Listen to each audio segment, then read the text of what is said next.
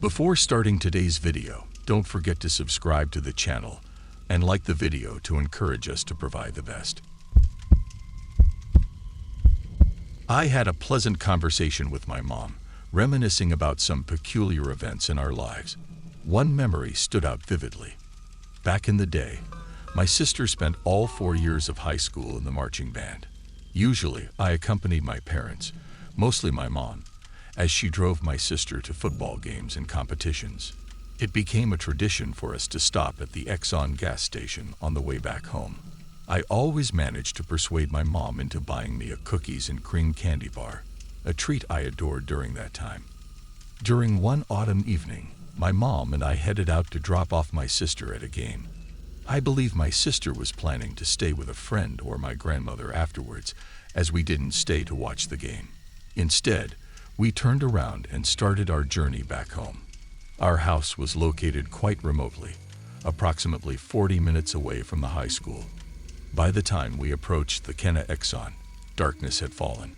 For those unfamiliar, Kenna is an insignificantly small city in Jackson County, West Virginia, consisting mainly of a post office, the Exxon gas station, an elementary school, and a restaurant. However, on this particular occasion, my mom made an unexpected left turn onto a road that I believe was called Kentucky Road. There was some disagreement about the name when we later retold the story, but bear with me as I recall the details as accurately as possible. Initially, I expressed my disappointment, as it meant we were not going to the Exxon station.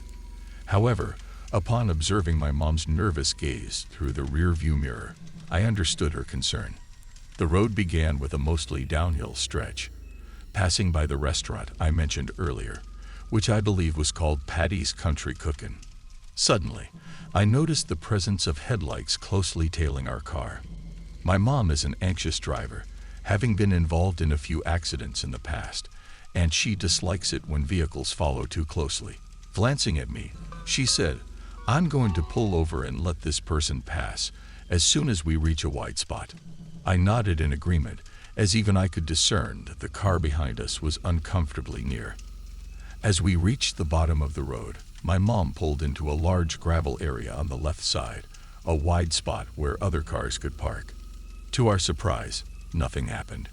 No headlights passed us. They simply vanished into thin air. We sat there for about 5 minutes, both of us staring, trying to comprehend what had just occurred. Eventually, my mom turned to me and asked, "Did you see that car?" I nodded and replied, "Yeah, Mom, I did." At that moment, I felt goosebumps all over my body. She then asked, "Did you see it pass us?" Still fixated on the road, I replied, "No, I didn't." We continued to sit there, scanning the road together. There was no place for the car to have pulled off behind us. The road ahead was a straight stretch at the bottom of the hill, and we would have seen their headlights or taillights if they had gone over the hill. Based on the height difference between the headlights and my mom's 2003 or 2004 Buick LeSabre, it appeared to be a large vehicle. Therefore, we surely would have heard something if it had driven away. So I am quite certain that my mom and I encountered a ghost car that night. In addition to this encounter, my mother shared with me that she had experienced similar incidents multiple times on that very same road, particularly when she drove alone. Sometimes, a car would tailgate her and disappear if she pulled over, as happened when I was present. Other times, she would be followed by a pair of taillights, only to witness them vanish right before her eyes. My dad confirmed that he had also encountered a couple of such experiences. While not the most terrifying encounters, they were undoubtedly frightening at the time. Having witnessed it firsthand, I can say that it definitely shook me up. I was aware that there were numerous eccentric individuals in the world, but I had no idea of the sheer abundance of them. Allow me to share a particular incident involving a passenger I encountered during my time as an Uber driver. This memorable occurrence took place about a year and a half ago, on a snowy night that had been persisting for 6 hours. Being in my mid-30s, I had been working as an Uber driver for approximately 3 years. Most of my passengers were ordinary and unremarkable, until this one individual came along. It was around midnight when I received a request to pick up my next passenger.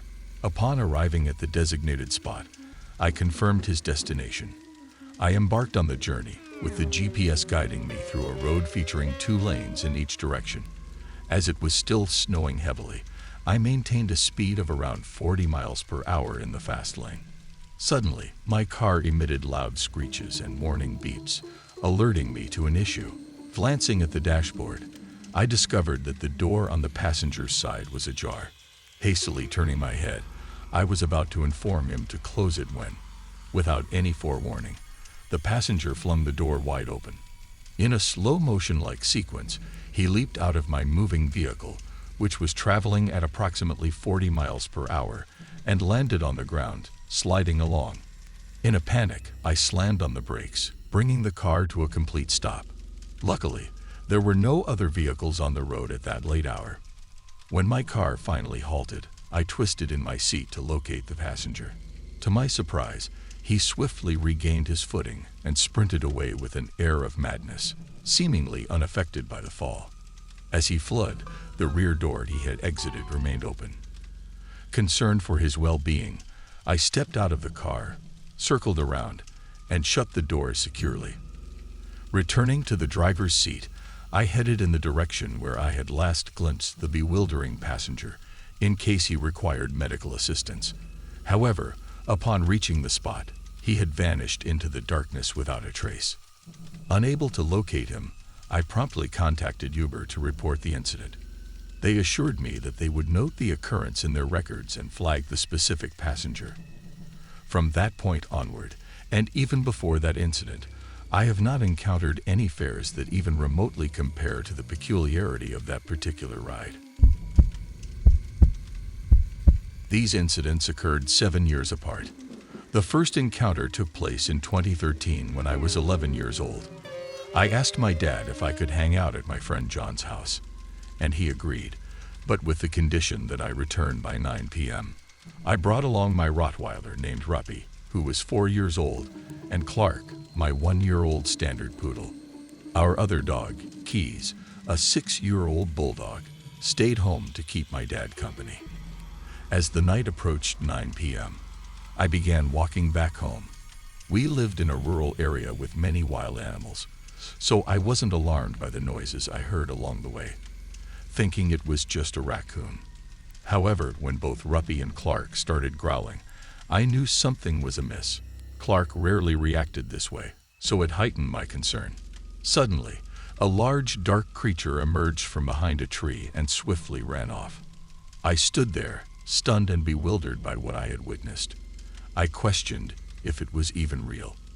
Without wasting any time, my dogs and I sprinted back home, reaching the front door panting. My dad, bewildered, asked what had happened before promptly closing the door and grabbing his gun. He advised me to stay indoors, explaining that there was something dangerous outside. Fast forward to 2020 when I turned 18. Clark and Keys were no longer with us. On one night, as my dad and I were driving back home from the lake, a profound silence engulfed us. Suddenly, I spotted a dark figure crossing the road, causing me to urgently warn my dad. He swiftly slammed on the brakes, acknowledging it as another sighting. I stressed the need to reach home as quickly as possible.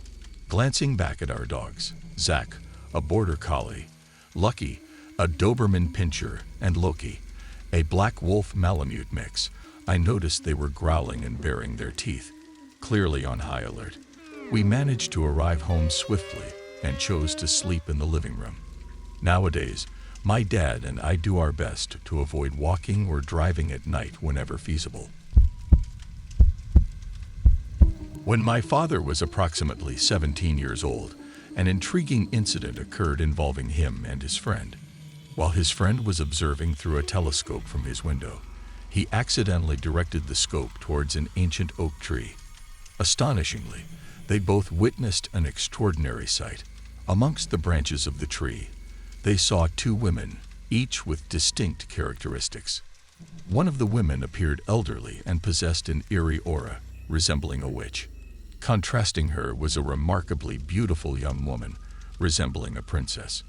To their bewilderment, the tree itself seemed to be teeming with an assortment of snakes, spiders, and scorpions. Driven by curiosity, they dashed towards the tree, hoping to engage in conversation with these mysterious ladies.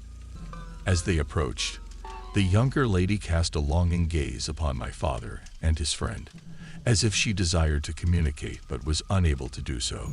Despite their efforts to capture their attention, their attempts proved futile.